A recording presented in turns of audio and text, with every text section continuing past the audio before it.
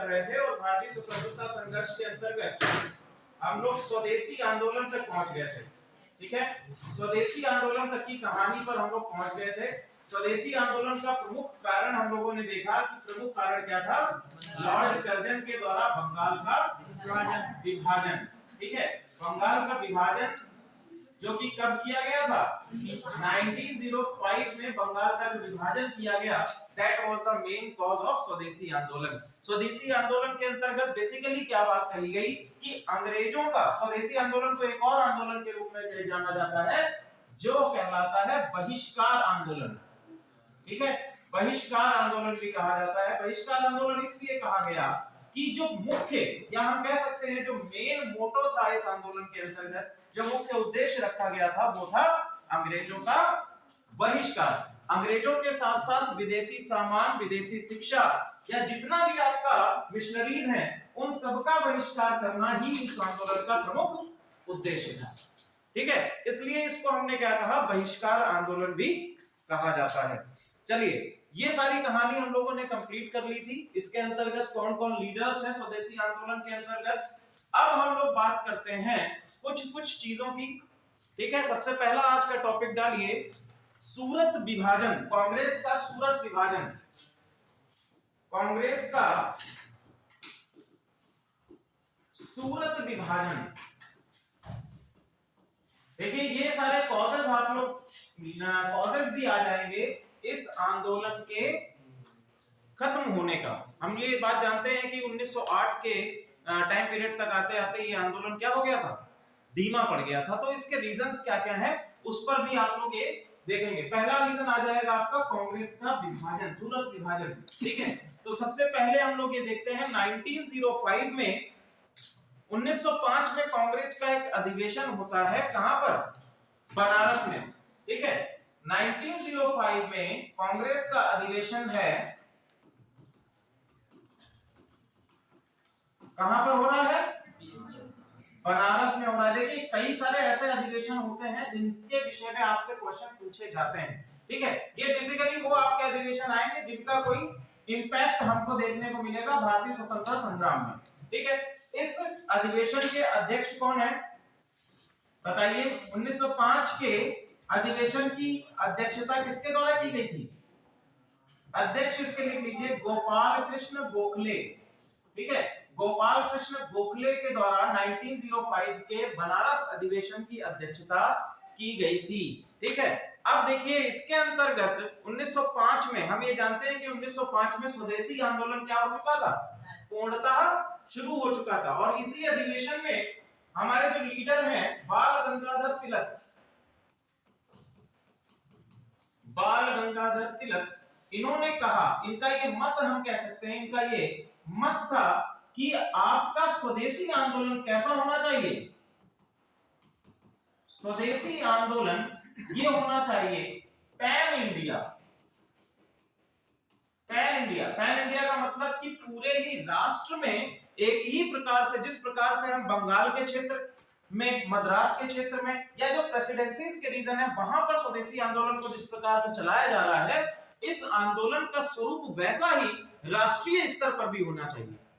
ठीक है, लेकिन यहीं पर जो नरमपंथी हैं, कांग्रेस में आप लोग जान रहे थे कि दो प्रकार के पंथ पाए जा रहे थे। पहला आपका चरमपंथी या जिनको हम लोग उग्रवादी, ठीक है, और दूसरा आपका थे नरमपंथी लीडर्स। तो नरमपंथी लीडर्स का कहना था कि स्वदेशी आंदोलन, चूंकि मुख्य कारण क्या है स्वदेशी आंदोलन होने का, बंगाल का विभाजन, बंगाल का विभाजन, तो स्वदेशी आंदोलन क्या होना चाहिए, बंगाल के क्षेत्रों तक ही सीमित रहना चाहिए, क्योंकि इट इज द, बंगाल का विभाजन क्या है, कॉज है इस मूवमेंट का, तो ये बंगाल के क्षेत्र तक ही सीमित रहना चाहिए या प्रांतीय स्तर पर ही सीमित रहना चाहिए। ये किसका कहना था, नरमपंथी नेताओं का कहना था। तो भैया यहां पर एक चीज निकाली गई, यहां पर नरमपंथियों और चरमपंथियों के बीच में सबसे पहला विवाद हमको देखने को मिलता है, और इसी अधिवेशन के अंतर्गत मध्यम मार्ग निकाला गया। बनारस अधिवेशन के अंतर्गत मध्यम मार्ग निकाला गया, जिसके अंतर्गत ये कहा गया कि देखो, लॉर्ड कर्जन का जो बंगाल विभाजन है, बंगाल विभाजन, इसका प्रांतीय स्तर पर विरोध किया जाना चाहिए। करजन के विभाजन का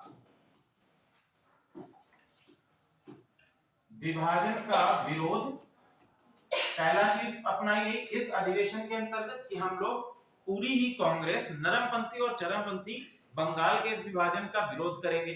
दूसरी चीज अपनाई गई स्वदेशी आंदोलन और बहिष्कार आंदोलन का भी समर्थन किया जाएगा।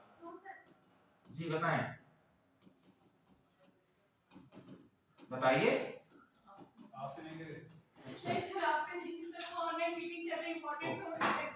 Okay okay, no problem. तो इन्होंने कहा कि स्वदेशी और साथ ही साथ जो आपके स्वदेशी आंदोलन या बहिष्कार आंदोलन चल रहा है उसका हम समर्थन भी करेंगे, दोनों ही, ठीक है, चरमपंथी भी और आपके नरमपंथी भी। ये बनारस अधिवेशन के अंतर्गत स्वीकार किया गया। क्लियर है यहां तक? चलिए आगे हम लोग बढ़ते हैं, एक साल और आगे बढ़ते हैं। अगला आपका आता है 1906 का टाइम, ठीक है। 1906 का अधिवेशन कहां पर हुआ है? 1906 का अधिवेशन, जी वेरी गुड, ठीक है। तो 1906 दिसंबर 1906 में कलकत्ता अधिवेशन होता है, ठीक है, कलकत्ता अधिवेशन। और कलकत्ता अधिवेशन में यहां पर भी हमको कांग्रेस के अंतर्गत दो आपके जो पंथ हैं, एक चरमपंथ है, दूसरा आपका नरमपंथी है, इनके बीच में फिर से विरोधाभास देखने को मिलता है। यहां पर दोनों ही, पहले अगर नरमपंथी लीडर्स की बात करें तो नरमपंथी लीडर्स किसको बनाना चाहते थे? अध्यक्ष किसको बनाना चाहते थे? बताइए। रास बिहारी घोष को, ठीक है। नरमपंथी चाहते थे कि रास बिहारी घोष जो है ये अध्यक्ष के तौर पर इस अधिवेशन की अध्यक्षता करें। वहीं आपके जो उग्रवादी हैं वो ये चाहते थे कि या तो लाला लाजपत राय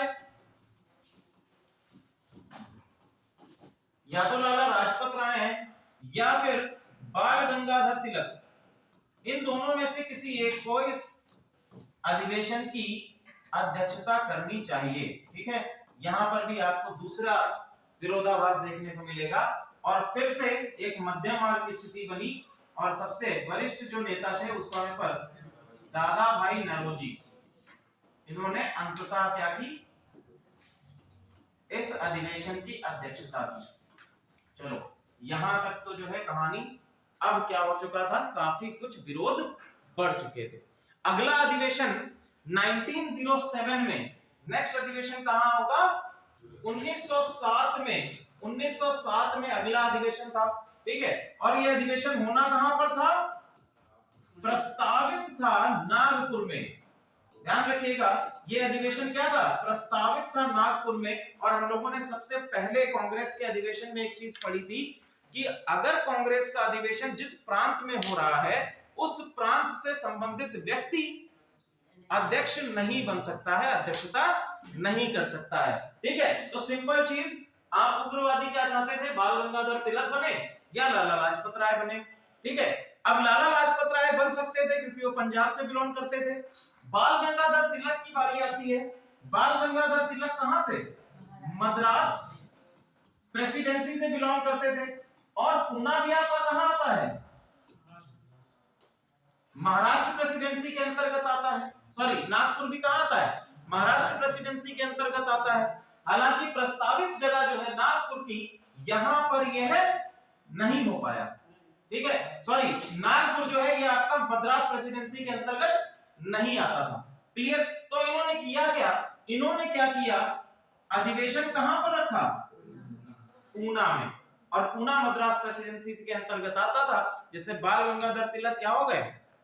बाल गंगाधर तिलक इस अधिवेशन की अध्यक्षता करने से बाहर हो गए। और अंततः फिर से कौन अध्यक्ष बनेगा?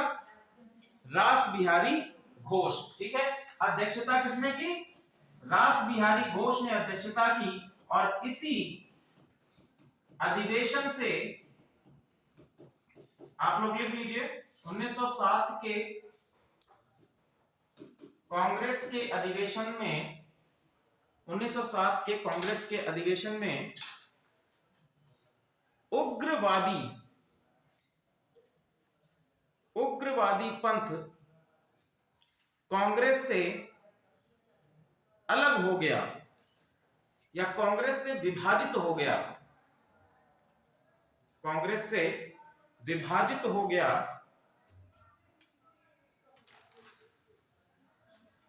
इसे ही कांग्रेस का सूरत विभाजन कहते हैं। इसे ही कांग्रेस का सूरत विभाजन कहते हैं। यही क्या कहलाया? सूरत विभाजन। सॉरी, यहां पे सूरत आप लिखिएगा, पुणे नहीं, सूरत। ठीक है, नागपुर में प्रस्तावित था और हुआ कहां पर है? सूरत में हुआ है। ठीक है, इसे ही क्या कहते हैं? कांग्रेस का सूरत विभाजन कहते हैं। कांग्रेस का सूरत विभाजन कहते हैं। क्लियर है? चलिए आगे लिखिए। नेक्स्ट 1909 में आप देखिए, अब ये तो हमारा एक चीज हो गई, हम लोग जो स्वदेशी आंदोलन की बात कर रहे थे। अब स्वदेशी आंदोलन, चूंकि कांग्रेस एक पैन इंडिया या हम कह सकते हैं कि मुख्य आपकी राजनीतिक दल के रूप में आ चुकी थी। ठीक है, और स्वदेशी आंदोलन कहीं ना कहीं कांग्रेस की नीतियों पर भी निर्भर करता था कि उसका आगे स्वरूप क्या होगा। और हम यहां पर देख रहे हैं कि एक पंथ क्या हो चुका है आपका? अलग हो चुका है। कांग्रेस में अब क्या हो चुका है? विभाजन हो चुका है। तो नेक्स्ट आपका स्टेप क्या आएगा? अब यहां पर बाल गंगाधर तिलक भी अलग हो चुके हैं। 1909 में एक घटना घटती है। ठीक है, 1909 में एक घटना घटती है, बाल गंगाधर तिलक पर देशद्रोह का आरोप लगाया जाता है। ठीक है, 1909 में बाल गंगाधर तिलक पर क्या आरोप लगता है? देशद्रोह का आरोप लगता है। देशद्रोह का आरोप लगता है। ठीक है, और देशद्रोह के आरोप के अंतर्गत इनको मांडले पड़ता है आपका बर्मा में। ठीक है, मांडले बर्मा में 6 साल की क्या दे दी जाती है? कारावास। बोले आप जो है कारावास पर जाइए। ठीक है, कारावास पर चले। दरअसल इनका समाचार पत्र चलता था, बाल गंगाधर तिलक का समाचार पत्र था पंजाबी। ठीक है, और पंजाबी समाचार पत्र में इन्होंने क्या किया? मुजफ्फरपुर में एक बम कांड हुआ था। ठीक है, तो मुजफ्फरपुर में बम कांड जो हुआ, जो आपके क्रांतिकारियों के द्वारा बम फेंका गया, वो बेसिकली एक ब्रिटिश अधिकारी की हत्या करने के लिए फेंका गया था। ठीक है, अनुशीलन समिति आएगी, अनुशीलन समिति के ही क्रांतिकारी थे। ठीक है, लेकिन उसमें उस अधिकारी तो नहीं, लेकिन 2 यूरोपियों की उनके द्वारा हत्या कर दी गई। तो वो खबर इन्होंने अपने पंजाबी नामक इनका समाचार पत्र है, उसमें इन्होंने छाप दिया, और इसी के लिए इनको क्या दे दिया गया? देशद्रोह का चार्जेस इन पे लगाकर 6 वर्षों का कारावास दे दिया गया और इनको मांडले बर्मा भेज दिया गया। 1909 में ये घटना घटी, यानी एक आपका जो महत्वपूर्ण लीडर है वो भी अब क्या है? 6 वर्षों के लिए राजनीति से बाहर चला गया है। साथ ही साथ आप देखेंगे यहां पर 2 लीडर्स और हैं, एक आपके बिपिन चंद्रपाल,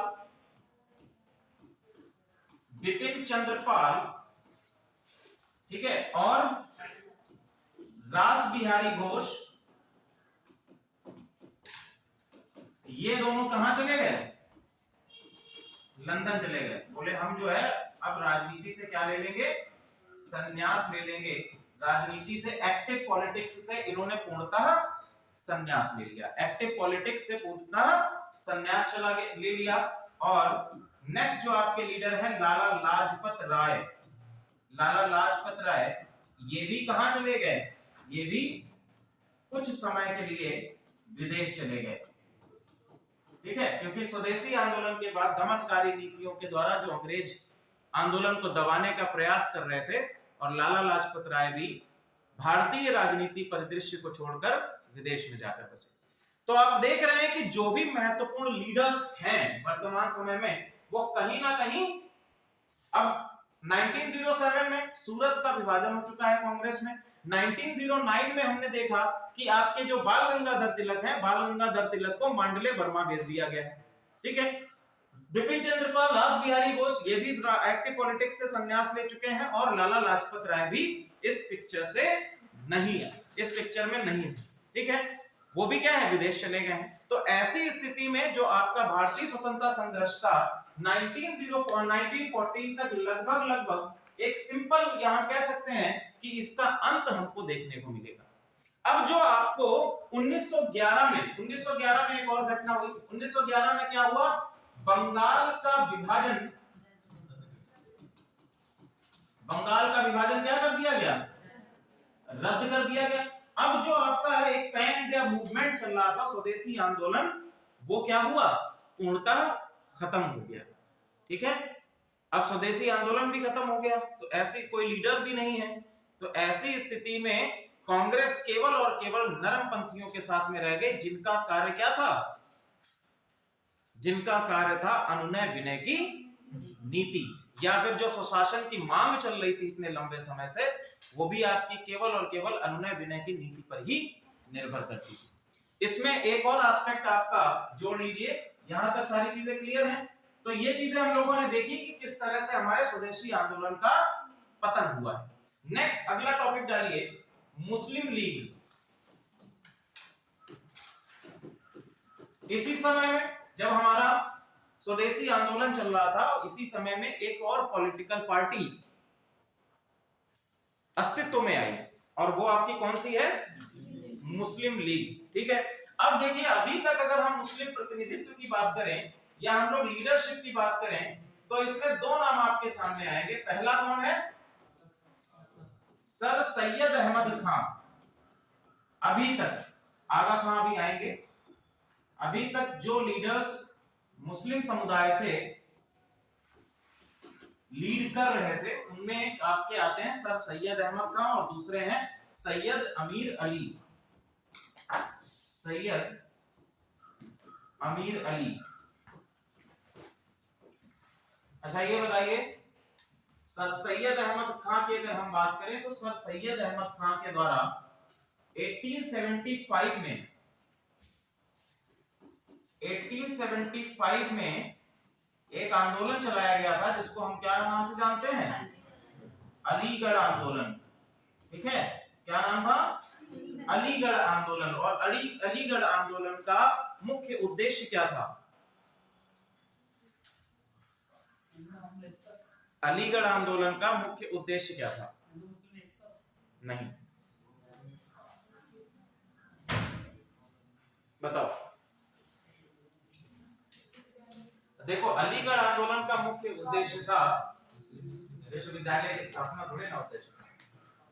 ये क्या चाहते थे? अलीगढ़ आंदोलन का मुख्य उद्देश्य था मुस्लिम समुदाय में, देख लो, मुस्लिम समुदाय में पाश्चात्य शिक्षा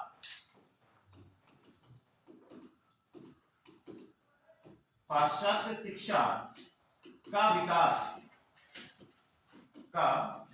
development of western education in Muslims. ठीक है, और इसके लिए इसी आंदोलन के अंतर्गत एक विद्यालय की स्थापना होती है, जिसको हम कहते हैं मोहम्मदन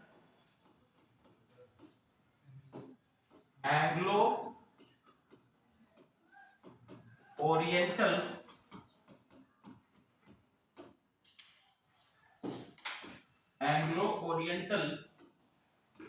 कॉलेज। ठीक है, क्या आया? Mohammedan Anglo oriental college. ठीक है, ये कब स्थापित किया गया? 1875 में। और यही कॉलेज आपका 1921 में क्या कहलाया? 1921 में क्या कहलाया? अलीगढ़ मुस्लिम विश्वविद्यालय, AMU, अलीगढ़ मुस्लिम यूनिवर्सिटी। ठीक है, 1921 में ही विश्वविद्यालय। इसके अतिरिक्त 1886 में, 1886 में, लिखिए 1886 मोहम्मदन एजुकेशन कॉन्फ्रेंस। ठीक है, 1886 में ही मोहम्मदन एजुकेशनल कॉन्फ्रेंस, इसकी भी स्थापना किसके द्वारा की गई थी? सर सैयद अहमद खान के द्वारा स्थापना की गई थी। ठीक है, तो सबसे पहला अलीगढ़ आंदोलन का श्रेय किसको जाता है? सर सैयद अहमद खान को, मोहम्मदन एंग्लो ओरिएंटल कॉलेज किसके द्वारा स्थापित किया गया है? सर सैयद अहमद खान के द्वारा। और मोहम्मदन एजुकेशनल कॉन्फ्रेंस ये भी किसने स्थापित किया है? ठीक है, ये भी किसने स्थापित किया है? ये भी आपका स्थापित किया गया सैयद अहमद खां के द्वारा। अब हम लोग बात करते हैं आगे। मोहम्मदन एजुकेशनल कॉन्फ्रेंस जो है समय के साथ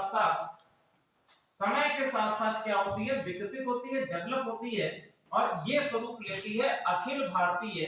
केवल इसमें आगे केवल अखिल भारतीय जुड़ जाएगा, ऑल इंडिया जुड़ जाएगा। ठीक है, प्रांतीय स्तर पर इसको शुरुआत की गई थी मोहम्मदन एजुकेशनल कॉन्फ्रेंस की, और जब ये पैन इंडिया हो जाती है तो all India Mohammedan education conference, Mohammedan educational conference ये बनता है। और इसी का एक मीटिंग आयोजित की जाती है, कहां पर बताइए? कहां पर आयोजित की गई थी? 1906 में लखनऊ में। 1906 में इसकी एक मीटिंग आयोजित की जाती है। कहां पर आयोजित की जाती है? जाइए।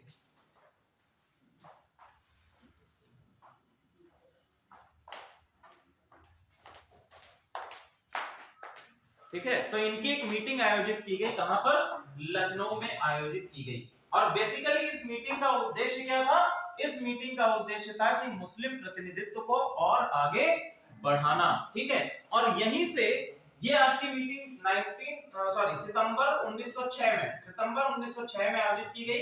और यहीं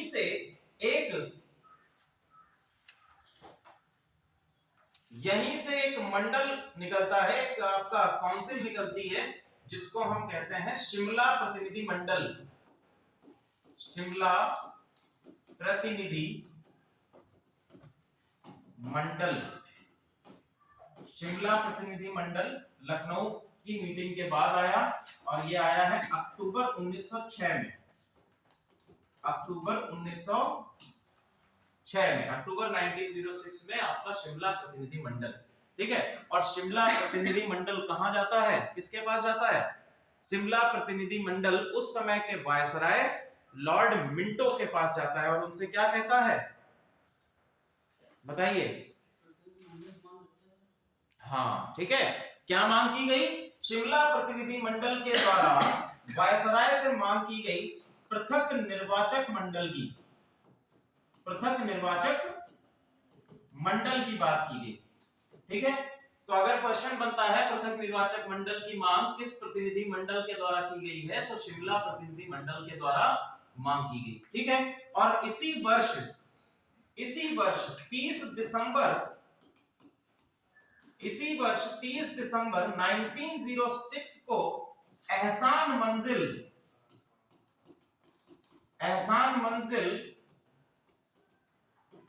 उस समय पर ढाका, और वर्तमान समय में ढाका जो है वो बांग्लादेश का पार्ट है, उस समय ये ब्रिटिश इंडिया का पार्ट हुआ करता था। ठीक है, तो यहां पर आपकी स्थापना किसकी होती है? मुस्लिम लीग की स्थापना होती है। ठीक है, मुस्लिम लीग की स्थापना किसके द्वारा की गई है? लिख लीजिए, नवाब सलीमुल्लाह। ठीक है, एहसान मंजिल संस्थापक लिख लीजिए, मुस्लिम लीग के संस्थापक नवाब सलीमुल्लाह।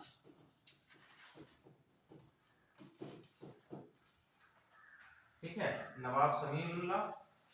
और सदस्यों के भी नाम कुछ लिख लीजिए। सदस्यों में लिखिए, पहला मोहसिन उल मुल्क,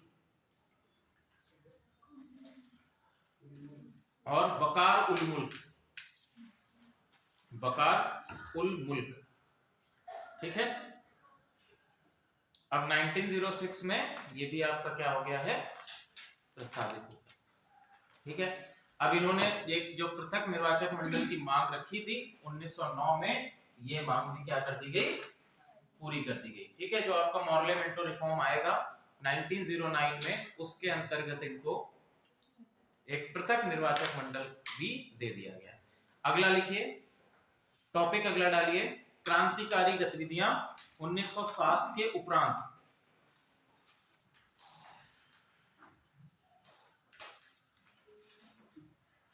क्रांतिकारी गतिविधियां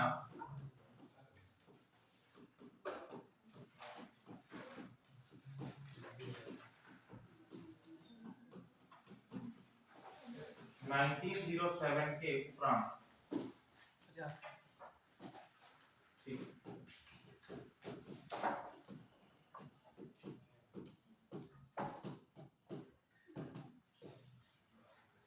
टाइमिंग की क्या आप लोगों को प्रॉब्लम आ रही है? टाइमिंग नहीं एडजस्ट हो पा रहा है, क्यों? सुबह 11 वाली सही है? हाँ सही है। उसमें भी तो 12 बच्चे आते हैं यहाँ।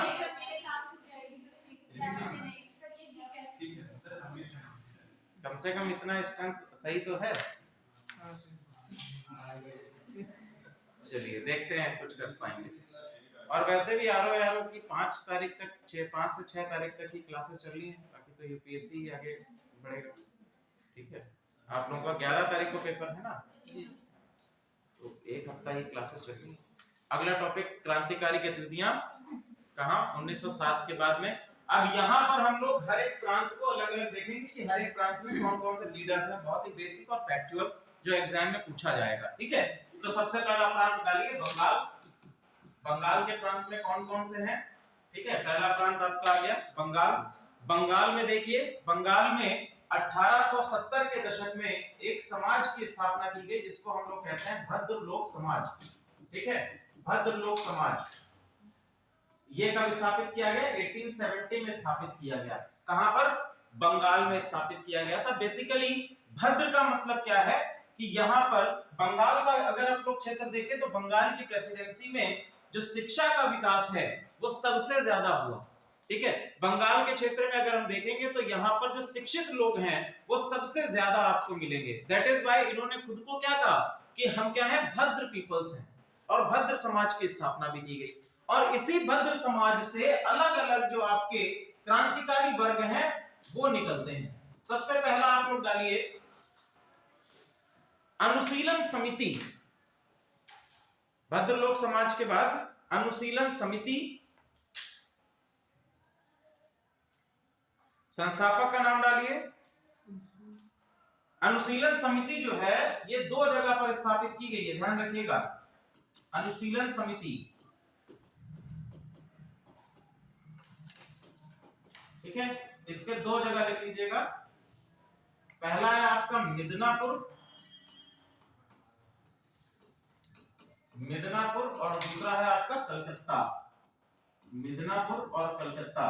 मिदनापुर में इसके संस्थापक का नाम लिख लीजिए ज्ञानेंद्र नाथ बसु।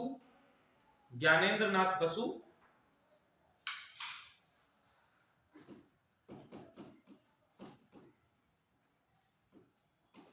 ज्ञानेंद्र नाथ बसु, और यहां पर हैं पी मित्रा।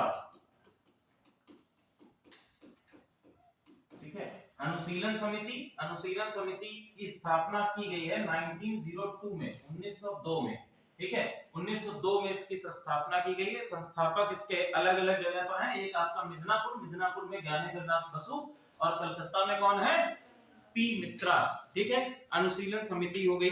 नेक्स्ट आप लोग देखेंगे अनुशीलन समिति के अंतर्गत ही 2 सदस्य आपके आते हैं, लिखिए नाम, बारेंद्र नाथ घोष और भूपेंद्र नाथ दत्ता। बारेंद्र नाथ घोष, बारेंद्र नाथ घोष और भूपेंद्र नाथ दत्ता। भूपेंद्र नाथ दत्ता, इनके द्वारा एक पत्रिका प्रकाशित की गई जिसको क्या कहा गया? जिसका नाम था युगांतर। ध्यान रखिएगा, युगांतर नामक पत्रिका ये किसके द्वारा निकाली गई है? ये आपकी बंगाल के क्षेत्र में बारेंद्र नाथ घोष और भूपेंद्र नाथ दत्ता के द्वारा ये पत्रिका प्रकाशित की गई है। ठीक है,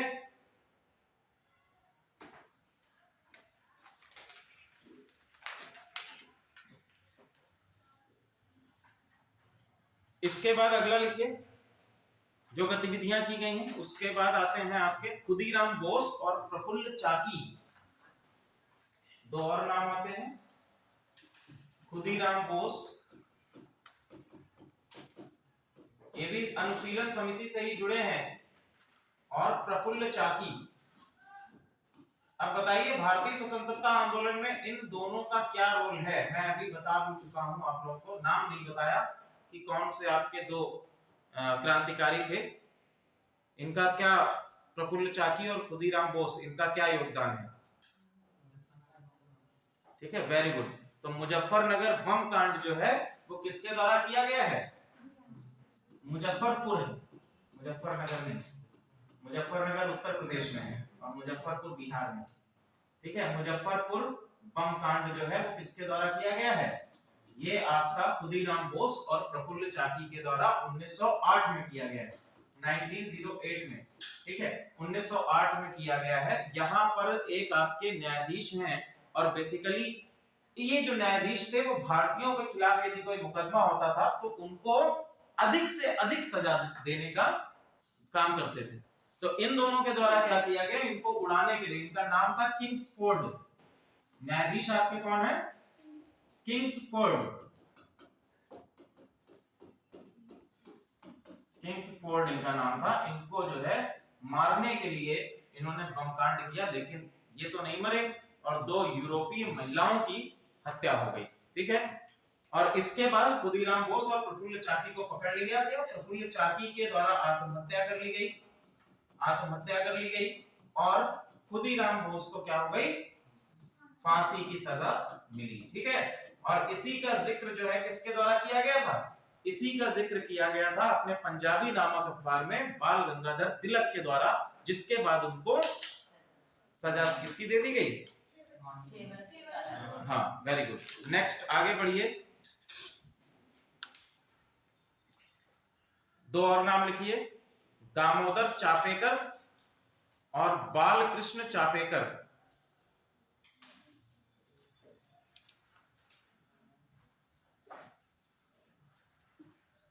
पहले हैं आपके दामोदर चापेकर और बालकृष्ण चापेकर। देखो बहुत ही फैक्चुअल क्वेश्चन कभी कभी आपसे पूछ देता है। ठीक है, तो आपको कुछ कुछ चीजों के मतलब कुछ कुछ आप ऐसे व्यक्ति हैं जिनका नाम नहीं है, वो आप लोगों को ध्यान रखना पड़ेगा। इनको चापेकर बंधु के नाम से भी जाना जाता है। ठीक है, चापेकर दोनों भाई हैं। ठीक है, किसके शिष्य हैं? इनके गुरु कौन है? इनके गुरु कौन है? बाल गंगाधर तिलक। ठीक है, बाल गंगाधर तिलक क्या है? इनके गुरु हैं। बाल गंगाधर तिलक कौन है? इनके गुरु हैं। और यहां पर देखिए इनके द्वारा क्या किया गया है, इनके द्वारा एक प्लेग समिति बनाई गई थी। ब्रिटिशर्स के द्वारा एक प्लेग समिति बनाई गई थी और प्लेग समिति का अध्यक्ष है आर्म्स्ड। ठीक है, और इसकी हत्या करने का जो श्रेय जाता है वो किसको जाता है? इन दोनों बंधुओं को जाता है। प्लेग समिति किसके लिए? बंगाल में जो प्लेग पड़ा है उसके लिए ये समिति बनाई गई थी, और इसके आपके जो अध्यक्ष है आर्म्स्ड है, और इसकी हत्या करने का श्रेय किसको जाता है? चापेकर बंधुओं को जाता है। चापेकर बंधु किसके शिष्य हैं? बाल गंगाधर तिलक के शिष्य हैं। चापेकर बंधु हो गए। अगला लिखिए, अलीपुर षड्यंत्र कांड 1908। अलीपुर षड्यंत्र कांड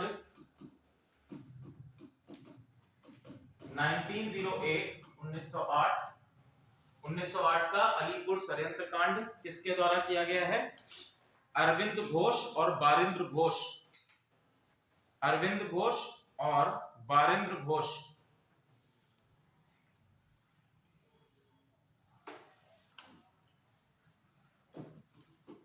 मुख्य व्यक्ति आपके यही हैं, अरविंद घोष और बारिंद्र घोष। बारिंद्र घोष। तो हुआ क्या, जो क्रांतिकारी गतिविधियां हैं, जो आपके कई सारी गुप्त समितियां बनाई गई थी। ठीक है, तो ये गुप्त समितियां क्या करती थी? अलग अलग जगहों से हथियारों की स्मगलिंग करती थी, मतलब गैर कानूनी रूप से हथियारों को लिया जाता था इनके द्वारा, क्योंकि उस समय ब्रिटिश क्या थे? शस्त्र कानून ला चुके थे।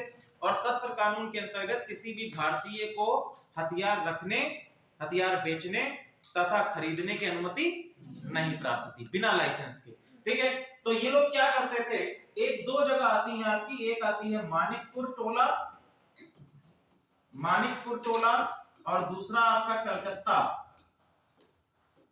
ये दो जगहों पर कलकत्ता उद्यान, ठीक है, कलकत्ता उद्यान, दो जगहों पर अंग्रेजों ने छापे डाले और वहां से 34 व्यक्तियों को, 34 भारतीयों को हथियारों के समेत क्या कर लिया गया, गिरफ्तार कर लिया गया। इसी को नाम दिया जाता है अलीपुर षड्यंत्र केस में, जिसमें दो आपके प्रमुख व्यक्ति आते हैं, अरविंद घोष और बारिंद्र घोष। ठीक है, क्वेश्चन अगर आपसे बनता है कि अलीपुर षड्यंत्र केस से संबंधित निम्न व्यक्तियों पर विचार करें, या निम्न में से कौन सा व्यक्ति अलीपुर षड्यंत्र केस से नहीं जुड़े हैं, तो उसमें नाम आपको दिए रहेंगे। अगर आपको अरविंद घोष या बारिंद्र घोष का नाम मिलता है तो आप उसमें टिक लगा देंगे कि बाकी जुड़े होंगे और एक आपका नहीं जुड़ा होगा। क्लियर है? चलिए नेक्स्ट लिखिए महाराष्ट्र। बंगाल में हो गया, बंगाल के बाद आते हैं महाराष्ट्र।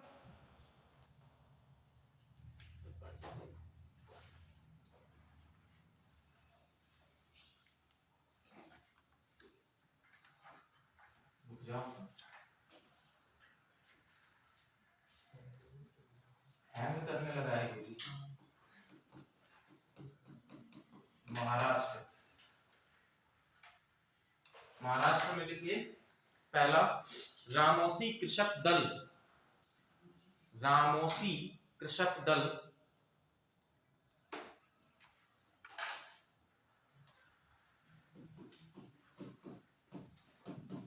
हालांकि ये काफी पुराना है। कब बना था रामोसी कृषक दल?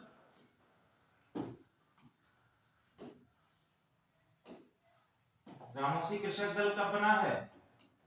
1879। संस्थापक कौन है इसके? संस्थापक कौन है इसके? बलवंत फड़के। बलवंत फड़के क्या है? इसके संस्थापक हैं।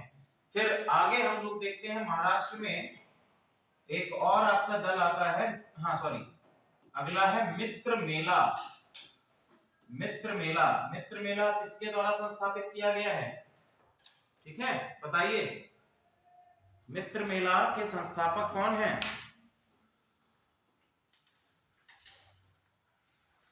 लिखिए विनायक दामोदर सावरकर, बीडी सावरकर। ठीक है, विनायक दामोदर सावरकर, इनके द्वारा क्या किया गया है? मित्र मेला स्थापित किया गया है। मित्र मेला की स्थापना किसके द्वारा की गई?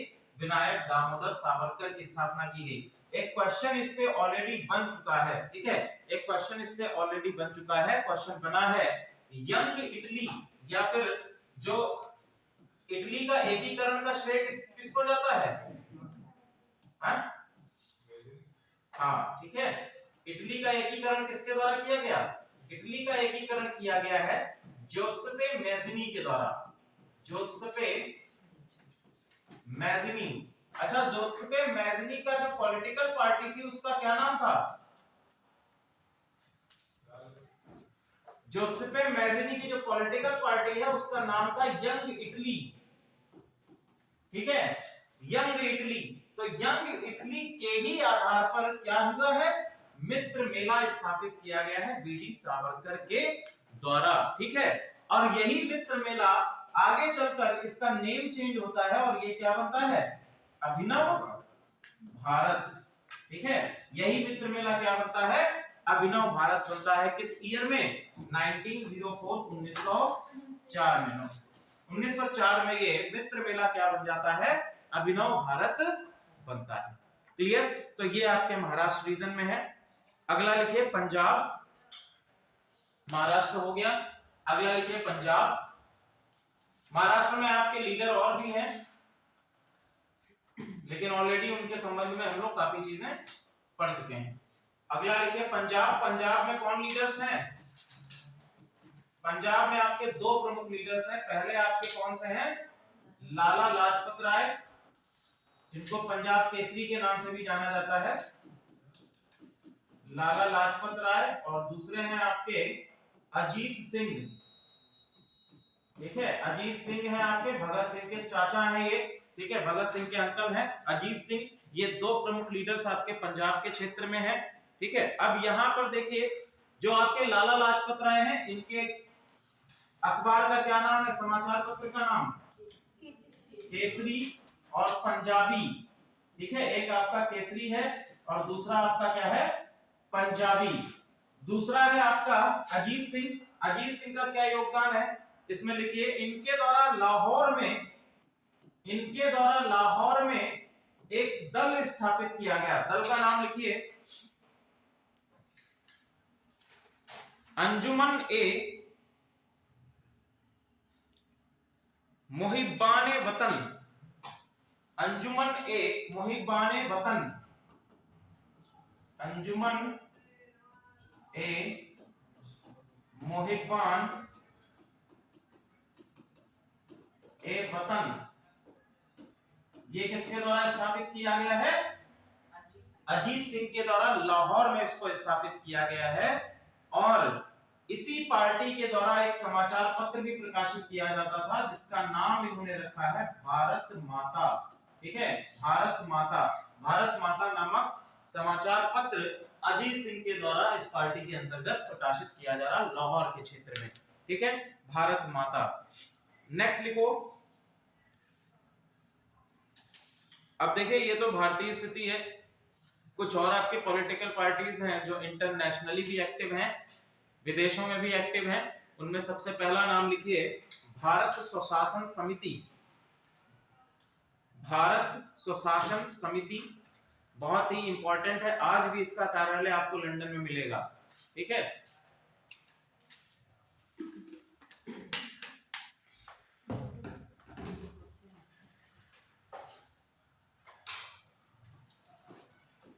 भारत स्वशासन समिति, इसको द इंडिया हाउस कहा गया। द इंडिया हाउस कहां पर है ये है लंदन में। कहां पर, लंदन में इसको स्थापित किया गया। किसके द्वारा, श्याम कृष्ण वर्मा।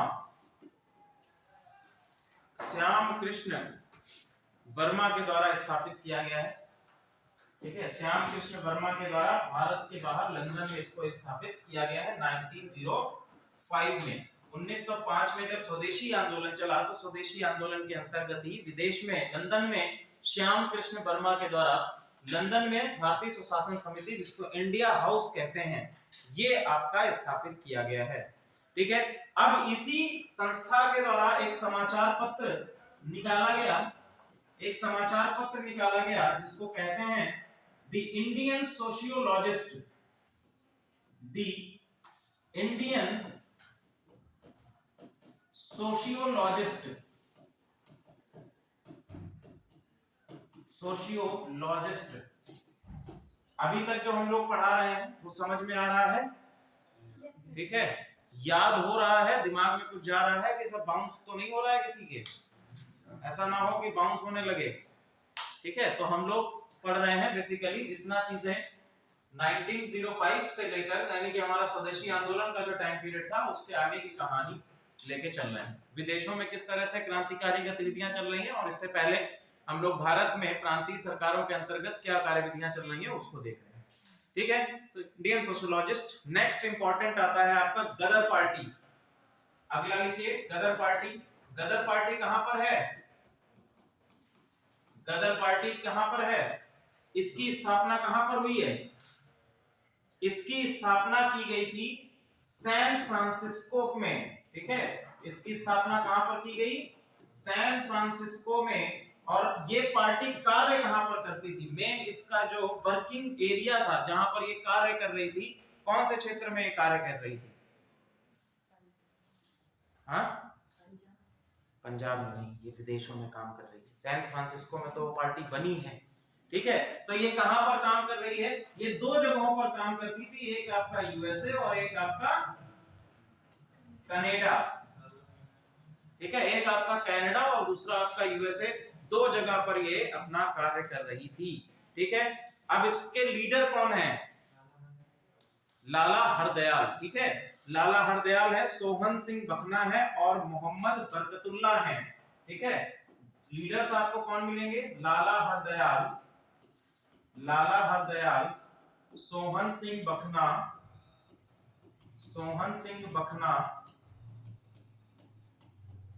और मोहम्मद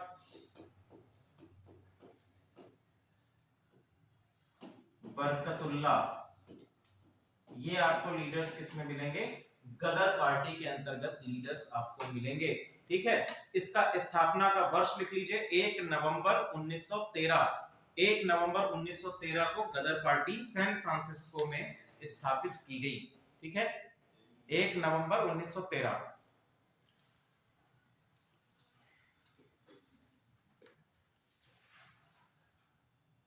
ठीक है, 1913।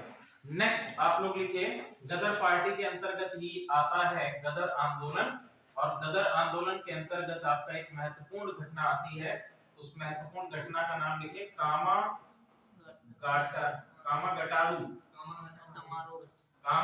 मारू है। कामागाटा मारू प्रकरण। क्या है ये कामागाटा मारू प्रकरण? पहली चीज तो कामागाटा मारू है क्या? ठीक है, ठीक है, ये एक शिप था।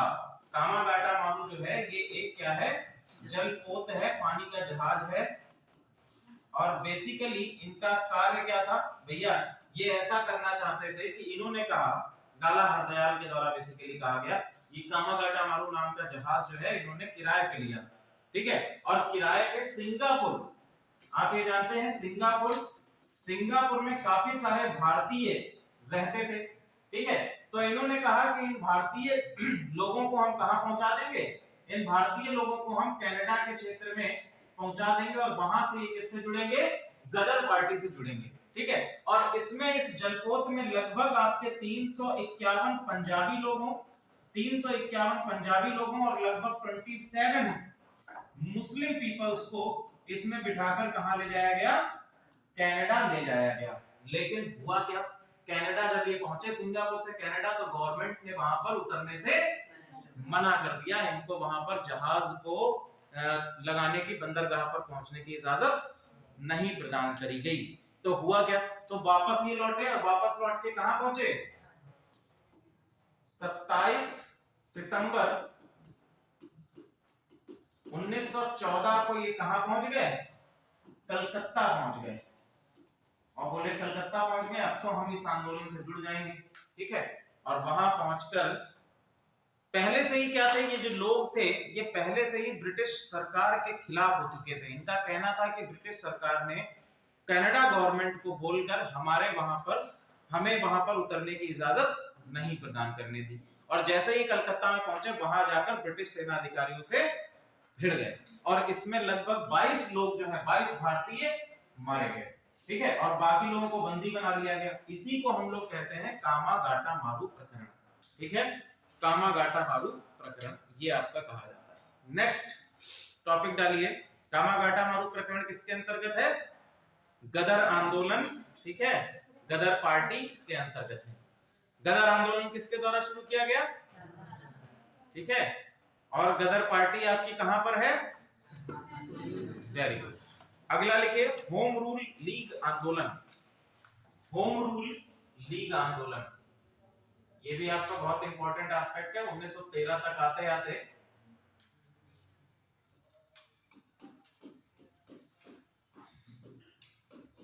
बाल गंगाधर तिलक जो हैं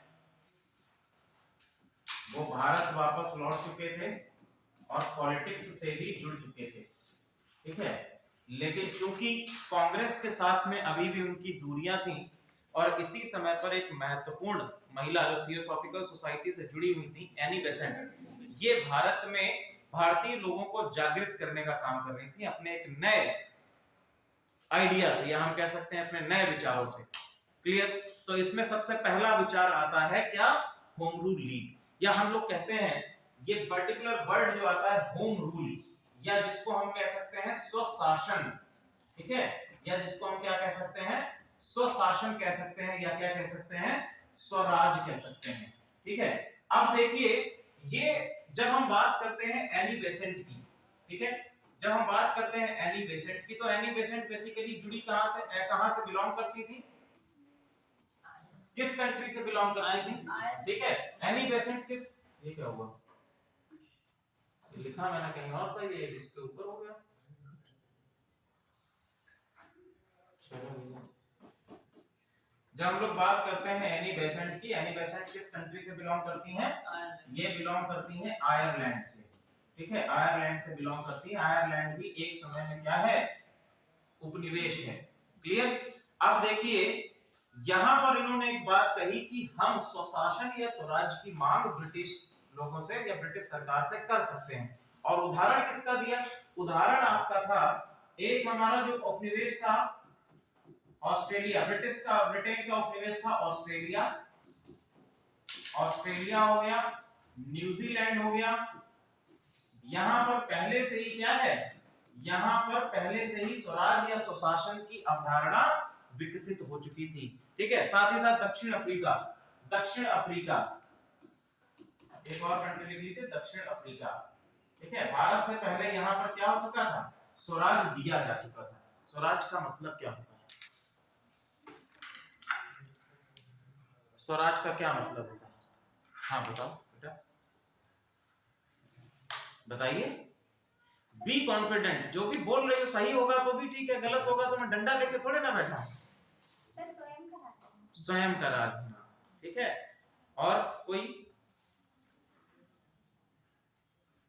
और बताइए।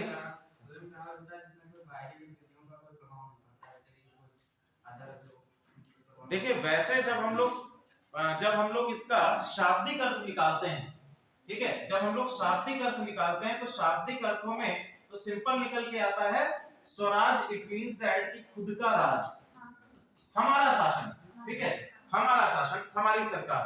लेकिन अगर हम उस समय पर जाएं जब हम लोग बात कर रहे थे स्वराज की, ब्रिटिश टाइम पीरियड पर जाएं, तो वहां पर हमको स्वराज का जो अर्थ मिलेगा, जो पर्टिकुलर जो प्रैक्टिकली मामले में मिल रहा था, वो ये था कि खुद का राज किसके अधीन, ब्रिटिश सरकार के अधीन, ठीक है, किसके अधीन, ब्रिटिश सरकार के अधीन। कि ब्रिटिश सरकार जो है वो सर्वोपरि रहेगी और उसके अधीन जो हम शासन चलाएंगे, जो हमारी विधायिका रहेगी और कार्यपालिका रहेगी, वो किसकी रहेगी, हमारी रहेगी, ठीक है। यानी कि अगर स्ट्रक्चर हमको देखने को मिलता तो क्या रहता है स्ट्रक्चर, कि यहाँ पर आपका आज वर्तमान समय में हम क्या कहते हैं कि हमारा एक प्रेसिडेंट है, तो प्रेसिडेंट के समय पर क्या होता, यहाँ पर होता वायसराय, यहाँ पर क्या होता वायसराय, ये सर्वोपरि होता, हेड होता, और इसके अंतर्गत हम लोगों की कार्यपालिका होती, विधायिका होती,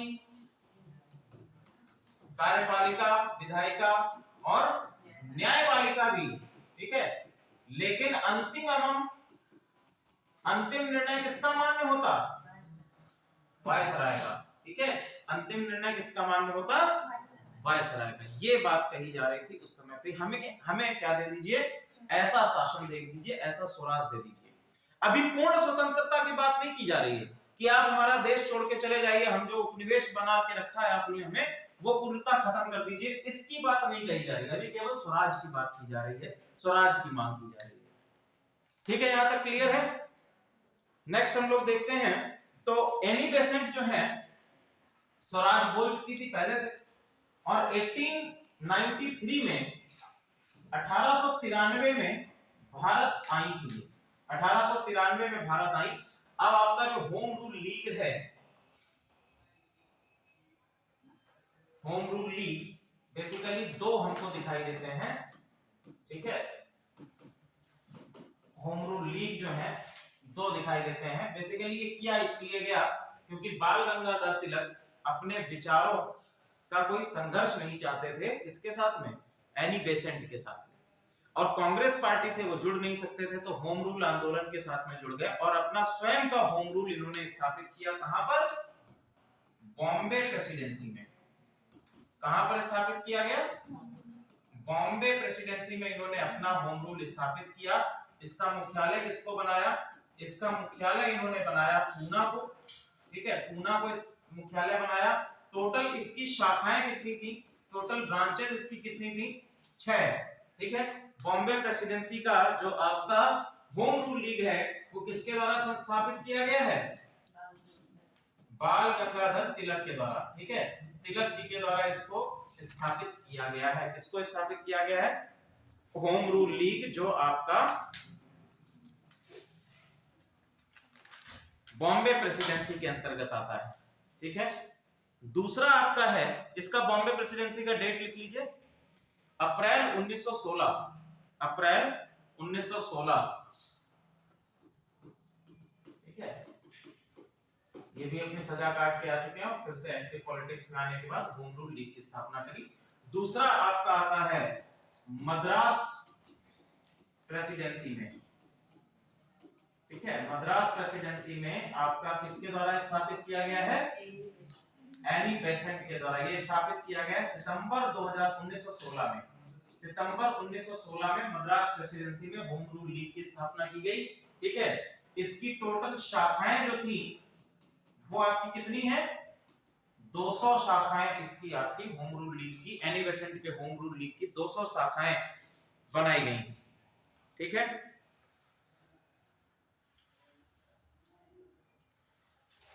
क्लियर यहां तक। तो होम रूल लीग जो है वो अपना काफी डेवलप होगा और बेसिकली जो इनका कार्य चल रहा था, या हम कह सकते हैं कि जो इनकी डिमांड्स थी वो बेसिकली क्या थी, स्वशासन की डिमांड थी, स्वराज की स्थापना करना चाहते थे। इनका लिखिए लक्ष्य,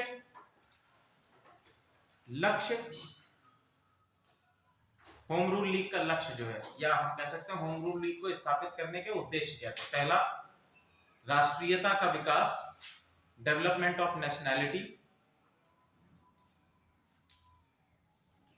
राष्ट्रीयता का विकास, डेवलपमेंट ऑफ नेशनैलिटी, स्वशासन ब्रैकेट में लिखिए डोमिनियन स्टेटस या डोमिनियन स्थिति, स्वशासन ब्रैकेट में डोमिनियन स्टेटस। डोमिनियन स्टेटस का वही मतलब है कि हम अपना शासन चलाएंगे, हम अपनी गवर्नमेंट चलाएंगे, लेकिन इसके अंडर में, ब्रिटिशर्स के अंडर में, that is dominion status. Next लिखिए भाषाई राज्यों का गठन, भाषाई राज्यों का गठन और स्थानीय भाषा शिक्षा का विकास, स्थानीय भाषा शिक्षा का विकास,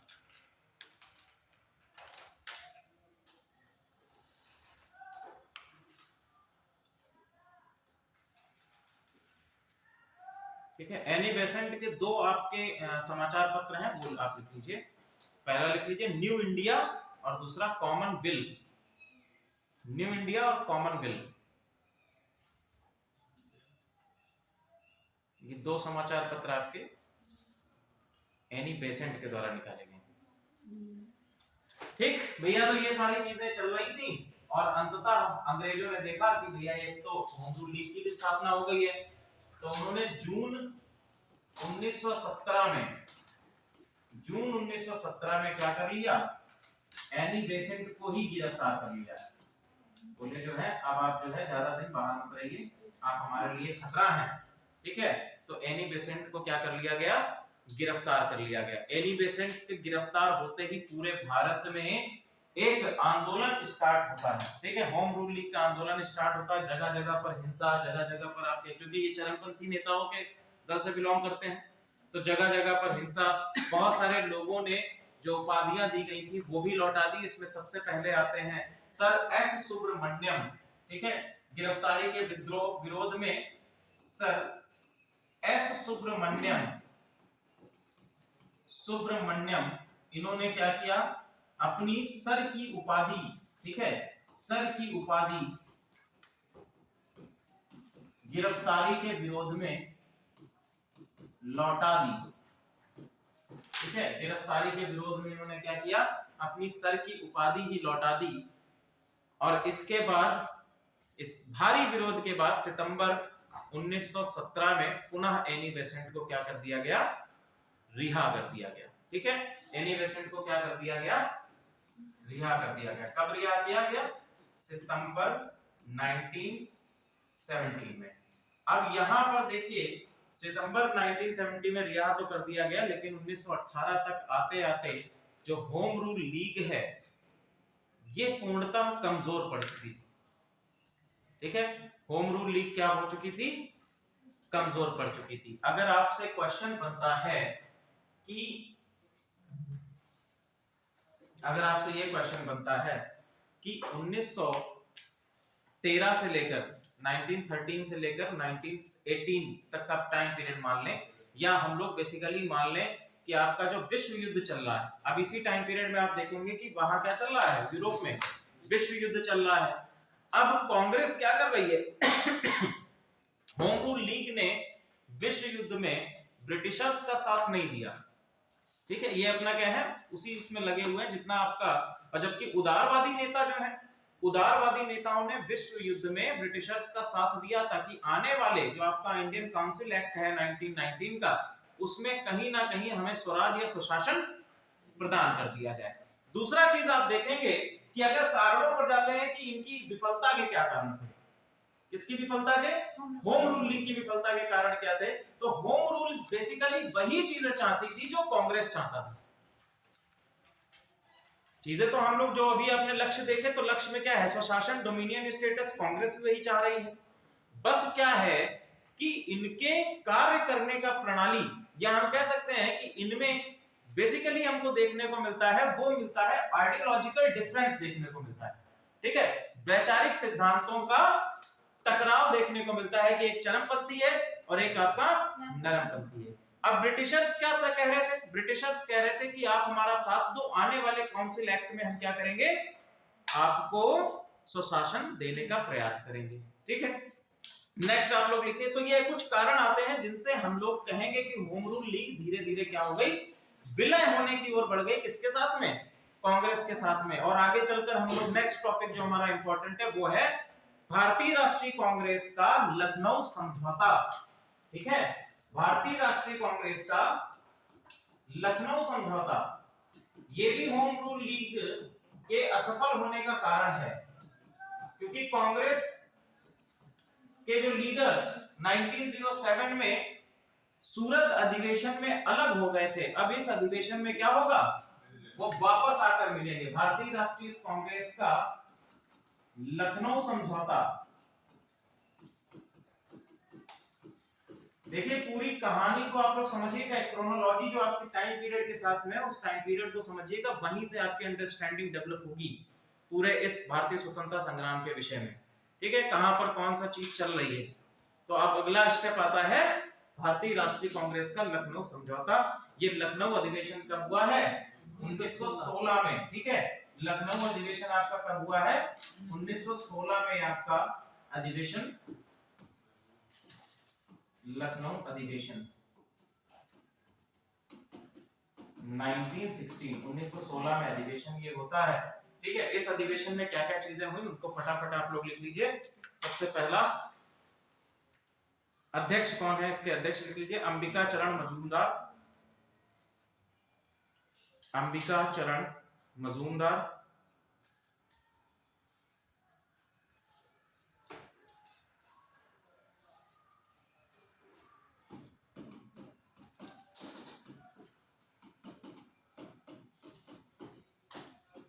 ये अध्यक्ष हैं।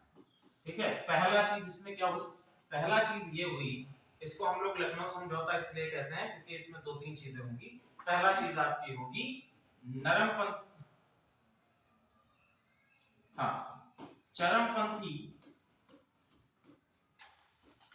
चरमपंथियों की वापसी। ठीक है, तो यहाँ पर क्या होगा कि चरमपंथी वापस कांग्रेस से आकर जुड़ेंगे। दूसरा समझौता होता है किसके बीच में, मुस्लिम लीग के बीच में। ठीक है, कांग्रेस मुस्लिम लीग के साथ समझौता, कांग्रेस का मुस्लिम लीग के साथ भी समझौता होता है। ठीक है, कांग्रेस के साथ में मुस्लिम लीग का समझौता हो गया, मुस्लिम लीग क्या है, कांग्रेस के साथ में जुड़ जाएगी। ठीक है, दोनों पॉलिटिकल पार्टीज अलग अलग पंथ, अलग अलग सेक्ट से बिलोंग करती थी, अब ये क्या है, एक साथ इस आंदोलन के साथ में जुड़ गई। क्लियर, लखनऊ पैक्ट के अंतर्गत ये हुआ। अब मुस्लिम लीग का एक आपसे क्वेश्चन बनता है कि मुस्लिम लीग कांग्रेस के साथ में क्यों जुड़ी। अभी तक क्या था कि मुस्लिम लीग बेसिकली बात कर रही थी अल्पसंख्यक या माइनॉरिटी या मुस्लिम पॉपुलेशन के हितों की।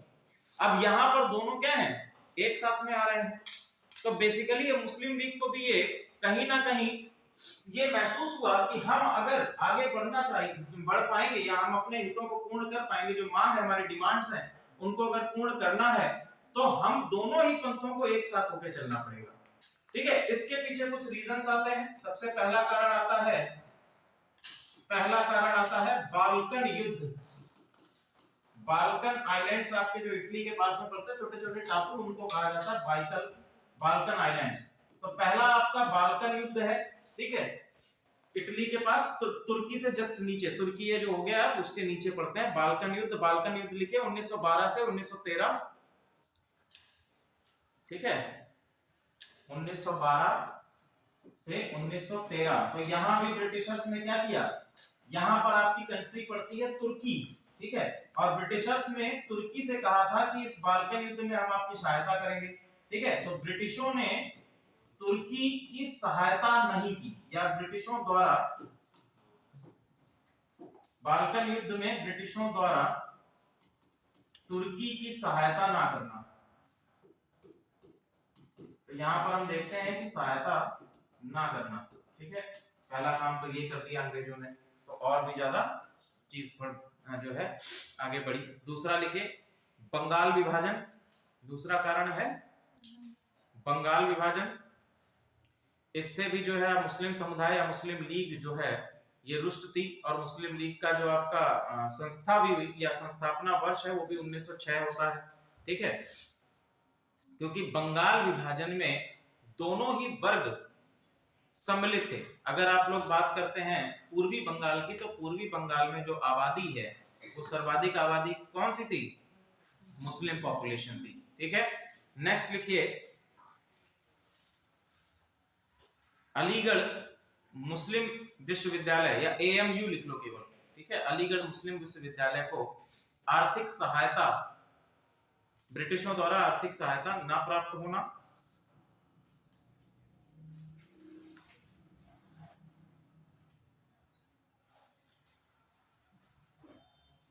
और 1912 में मुस्लिम लीग का अधिवेशन है। 1912 में मुस्लिम लीग का अधिवेशन, और इस अधिवेशन में मुस्लिम लीग के अंतर्गत एक बात कही गई जिसको कहा जाता है स्वशासन की मांग। तो जो मांग है, जो डिमांड्स है, वो क्या है, सिमिलर है। ठीक है, तो फिर अलग अलग पॉलिटिकल पार्टीज के तौर पर क्यों लड़ना है, एक साथ लड़ेंगे। ठीक है, आगे भी आप देखेंगे असहयोग आंदोलन जब आएगा तो असहयोग आंदोलन के साथ में खिलाफत आंदोलन भी जुड़ेगा। ठीक है, तो यहां पर उसकी एक नींव हमको देखने को मिल रही है 1917 में। क्लियर, अब इसमें प्रावधान लिख लीजिए, क्या क्या प्रावधान हुए आपके लखनऊ समझौते के अंतर्गत।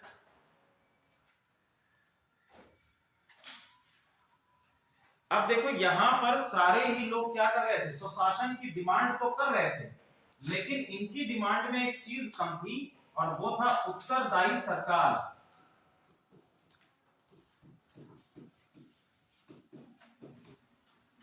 वो क्या था, उत्तरदायी सरकार।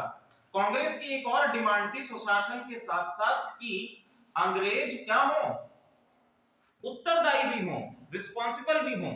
ठीक है, यदि उनसे अगर हम मान लीजिए कोई बजट पर प्रश्न आता है तो बजट पर हम प्रश्न पूछ सकें। ठीक है, या फिर किसी न्याय से रिलेटेड कोई क्वेश्चन आता है तो उस पर भी हम उनसे प्रश्न पूछ सके। तो उत्तरदायी सरकार का निर्माण करना, ये भी कांग्रेस के लक्ष्यों में से एक था। बाकी होम रूल लीग की बात करें या मुस्लिम लीग की बात करें तो इनके द्वारा अभी तक उत्तरदायी सरकार की डिमांड्स नहीं रखी गई थी। ठीक है, अब ये भी आपका लक्ष्य किसके साथ में जुड़ गया, इस लखनऊ समझौते के साथ में जुड़ जाता है। नेक्स्ट जो है उत्तरदायी सरकार की मांग जुड़ गई मुस्लिम लीग के साथ में। अब यहां पर कांग्रेस ने पृथक निर्वाचक मंडल जो दिया गया था मुस्लिमों को, उसको भी क्या कर लिया, स्वीकार कर लिया। पृथक निर्वाचक मंडल को स्वीकार किसके द्वारा कर लिया गया, कांग्रेस के द्वारा स्वीकार कर लिया गया कि ठीक है आपको मिला है, इट इज गुड, रखे रहिए, आप इसको एज इट इज करिए। वैसे तो कई सारे लीडर्स ने इस पृथक निर्वाचक मंडल का कांग्रेस के लीडर्स ने इस पृथक निर्वाचक मंडल का क्या किया था, विरोध किया था, लेकिन अंततः लखनऊ समझौते के अंतर्गत इसको स्वीकार कर लिया गया कि इसको डिमांड हम नहीं करेंगे, इसको खत्म करने की डिमांड ब्रिटिशर से नहीं की जाएगी, क्योंकि 1919 में इंडियन काउंसिल एक्ट आने वाला था और कांग्रेस पहले से ये डिमांड कर रही थी कि जो पृथक निर्वाचक मंडल दिया गया है इसको और आगे न बढ़ाया जाए। लेकिन लखनऊ समझौते के अंतर्गत ये चीज स्वीकार कर ली कि हम इस पृथक निर्वाचक मंडल को एज इट इज बनाए रखेंगे और इसको खत्म करने की डिमांड अंग्रेजों के सामने नहीं उठाएंगे। नेक्स्ट, पृथक निर्वाचक मंडल के अंतर्गत जो शेयर था वो इस प्रकार से रखा गया। पहला लिखिए, पंजाब में 50%, जितने भी आपके निर्वाचित भारतीय सदस्य होते थे उसमें कितना प्रतिशत मुस्लिम रहेंगे उसका अलग अलग पृथक्करण कर दिया गया। ठीक है, तो पृथक निर्वाचक मंडल के अंतर्गत पंजाब में 50%, 50%, ठीक है। नेक्स्ट, बंगाल 40%, बंगाल 40%, 40%, बंबई तथा सिंध 33%, 33%, उत्तर प्रदेश 30%,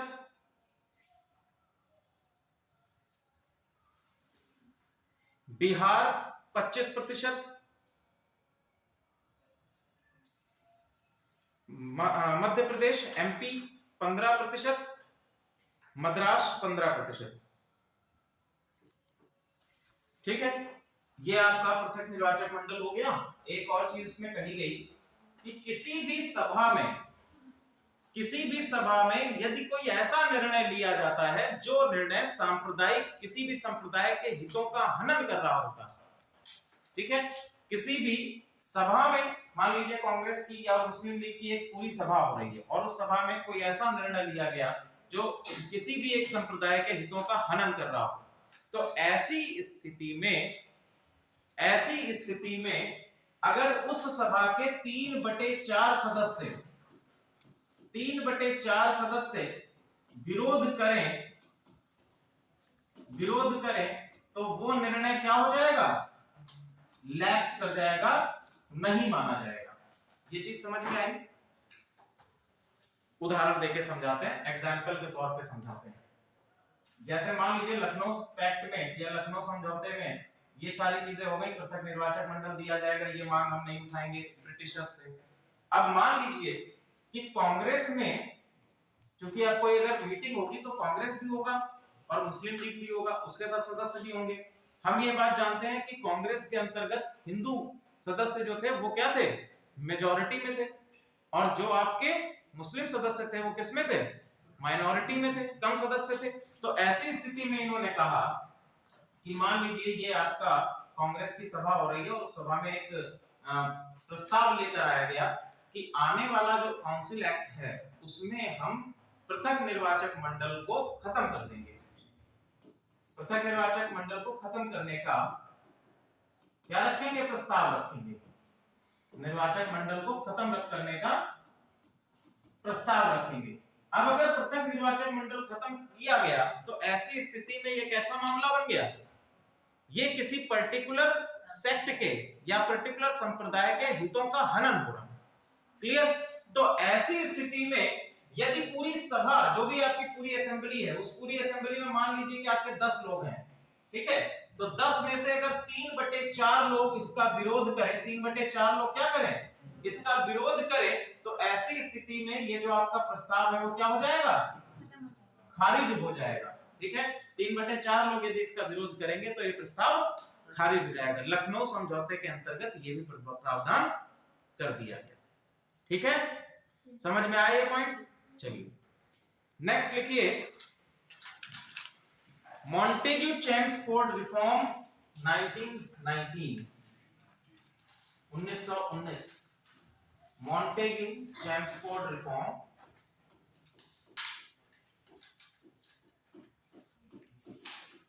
अंततः ये सारी चीजें हुई, विश्व युद्ध खत्म हुआ, भारतीय जो इंडियन नेशनल कांग्रेस थी, जिस ब्लाइंड फोल्ड होकर पूर्णतः विश्वास कर रही थी ब्रिटिश सरकार पर कि जैसे ही 1919 का एक्ट आएगा और उस एक्ट में हमको क्या मिल जाएगा, पूर्णतः स्वराज मिल जाएगा, पूरी तरह से क्या हो जाएगा, सारी चीजें हमको प्राप्त हो जाएंगी। गांधी जी भी भारत आ चुके थे, ठीक है, भारत आ चुके थे और भारत आकर जो है घूम टहल के अपने सत्य के प्रयोग में भी जुट गए थे। और गांधी जी भी समझ रहे थे कि हाँ ठीक है, हो सकता है ब्रिटिशर्स, हम लोगों ने साथ भी दिया है, वर्ल्ड वॉर 1 में भारतीय सैनिकों ने हिस्सा लिया और भारतीय सैनिकों ने काफी संख्या में अपनी जान भी गंवाई। आप लोग जब जाते होंगे इंडिया गेट पर तो वहां पर सारे वॉर मेमोरियल अब तो बन गया है, तो वहां पर सारे भारतीयों ने वर्ल्ड वॉर 1 में जिन्होंने अपनी शहीदी प्राप्त करी है उनके नाम भी लिखे हुए हैं, ठीक है, इंडिया गेट पर ही उनके नाम लिखे एक एक ब्रिक में। हाँ देखा है 2001 में मैं दिल्ली में पहले रहती थी, पूरी मेरे दिल्ली की था, तो वहां से गए करते बात इंडिया गेट। हाँ, तो उस पे इंडिया गेट पे नाम भी लिखे हुए हैं, जो आपके ब्रिटिश सैनिकों के भी, साथ में भारतीय सैनिकों के भी नाम लिखे हुए हैं। तो मैं ये कहना चाहता था कि पूरे ही वर्ल्ड वॉर 1 के अंतर्गत सभी फ्रंट्स पर भारतीय सैनिकों ने भारी मात्रा में जान गंवाई, लेकिन जो अपेक्षा की जा रही थी अंग्रेजों से 1919 के काउंसिल ऑफ इंडिया एक्ट में, वो ऐसा नहीं हो सका। तो काउंसिल ऑफ इंडिया एक्ट में ऐसा क्या हुआ, तो पहले तो ये माना जा रहा था कि निर्वाचक मंडल केवल और केवल मुस्लिमों तक ही सीमित रहेगा, लेकिन जैसे ही आपका ये एक्ट आया, इसमें पृथक निर्वाचन मंडल किसको दे दिया गया, बताइए, मुस्लिमों के साथ साथ अब किसको दे दिया गया, सिखों को दे दिया गया, और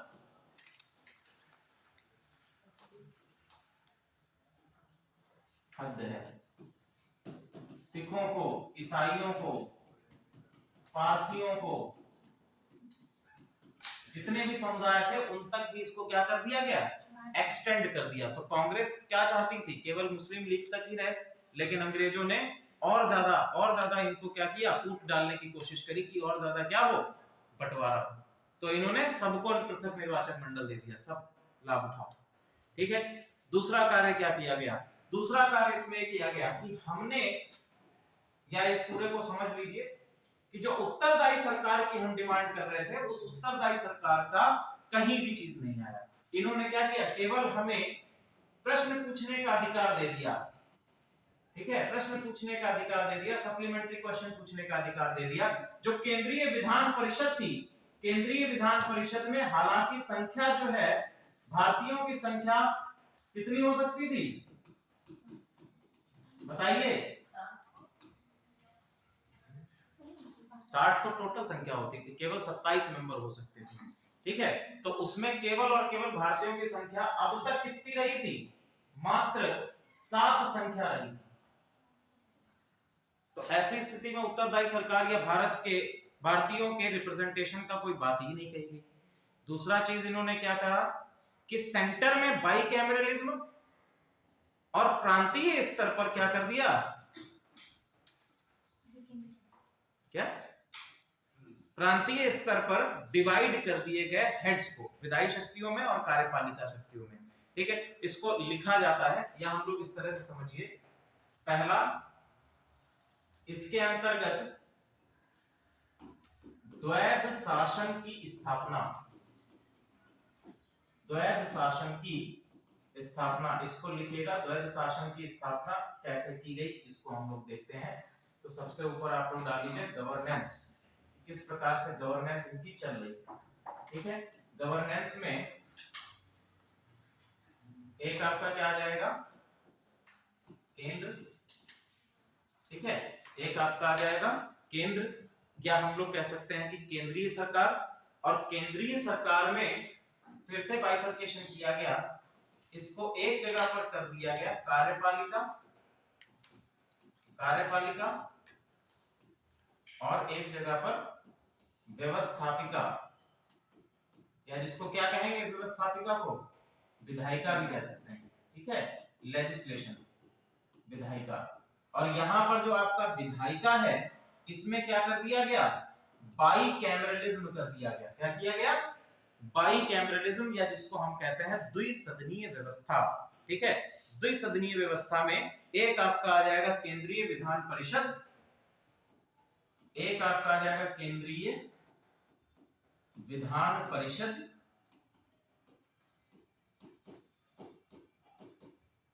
केंद्रीय विधान परिषद, और यहां पर आपकी आ जाएगी प्रांतीय परिषद,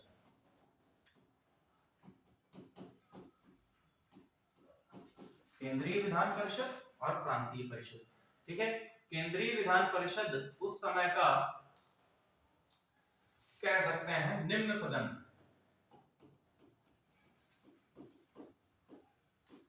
निम्न सदन, और प्रांतीय परिषद क्या थी, उच्च सदन, ठीक है। यह आपका क्या है, केंद्रीय विधान परिषद निम्न सदन। निम्न सदन का मतलब जिस तरह से वर्तमान समय में लोकसभा है, ठीक है, और प्रांतीय परिषद मतलब जिस तरह से वर्तमान समय में राज्यसभा, ठीक है। इसमें देखिए केंद्रीय विधान परिषद में टोटल सदस्यों की संख्या कितनी हुआ करती थी, 145, ठीक है, 145 सदस्यों की संख्या होती थी, जिसमें से 104 व्यक्ति क्या होते थे, 104 व्यक्ति निर्वाचित किए जाते थे, इनका इलेक्शन होता था, और जबकि 41 क्या थे, मनोनीत किए जाते थे अलग अलग आपकी देसी रियासतों के द्वारा, ठीक है, देसी रियासतों के द्वारा इनको क्या किया जाता था, मनोनीत किया जाता था।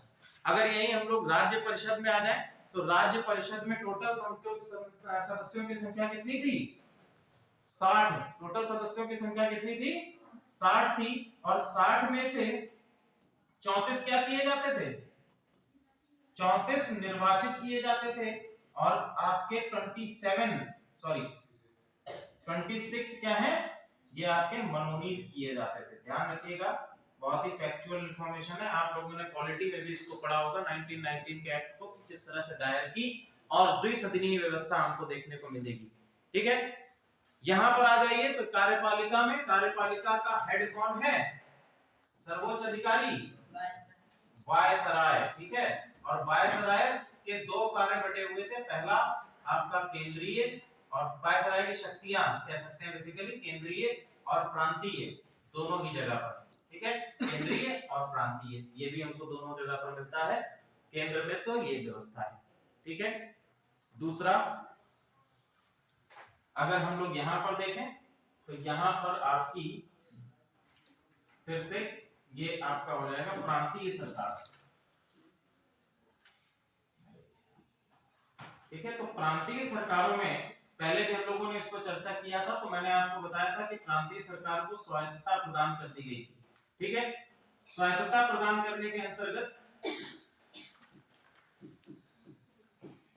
प्रांतीय सरकार, ठीक है, प्रांतीय सरकार के अंतर्गत पहला आपका बना दिया गया था, क्या है, एक आपकी आ जाएगी कार्यपालिका, लिख लो, कार्यकारी परिषद, सॉरी, एक आपकी आ जाएगी कार्यकारी परिषद, एग्जीक्यूटिव काउंसिल बनाई गई, और दूसरी आपकी बनाई गई लेजिस्लेटिव काउंसिल, कार्यकारी परिषद, और दूसरी आपकी विधायिका। तो जो चीजें हम लोग यहाँ पर देख रहे हैं व्यवस्थापिका में, यहाँ पर एक आपकी विधान परिषद है, एक आपकी प्रांतीय परिषद है, सेम चीज हमको कहाँ देखने को मिल रही है, यहाँ पर भी एक आपकी कार्यकारी परिषद और एक आपकी विधायिका, क्लियर। अब यहाँ पर सदस्यों की संख्या भी बढ़ा दी गई, सदस्यों की संख्या प्रांतीय सरकारों में इस एक्ट के अंतर्गत 70% बढ़ाई गई है। ध्यान रखिएगा, सदस्यों की संख्या में कितनी बढ़ोतरी कर दी गई, 70%, ठीक है। 70% की बढ़ोतरी किसमें कर दी गई है, प्रांतों में कर दी गई है, क्लियर। एक नोट लिख लीजिए या स्टार बनाकर लिख लीजिए, द्वैत शासन प्रणाली की अवधारणा, द्वैत शासन प्रणाली की अवधारणा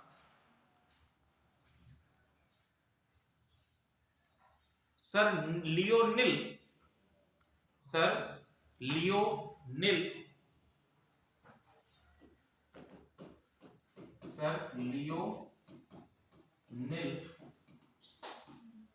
कॉटिश, सर लियोनिल कॉटिश के द्वारा दी गई है। ठीक है, आपकी द्वैत शासन प्रणाली की अवधारणा सर लियोनिल कॉटिश के द्वारा दी गई। ठीक है, तो आज हम लोग मॉन्टेग्यू चैप्सफोर्ड रिफॉर्म पर इसको खत्म करते हैं। कल हम लोग एक और चीज पढ़ लेंगे। आपका मॉन्टेग्यू चैप्सफोर्ड रिफॉर्म के साथ में या इसके बाद में एक एक्ट आता है जिसको हम कहते हैं रॉलेट एक्ट। ठीक है, रॉलेट एक्ट आ जाएगा और फिर इसके बाद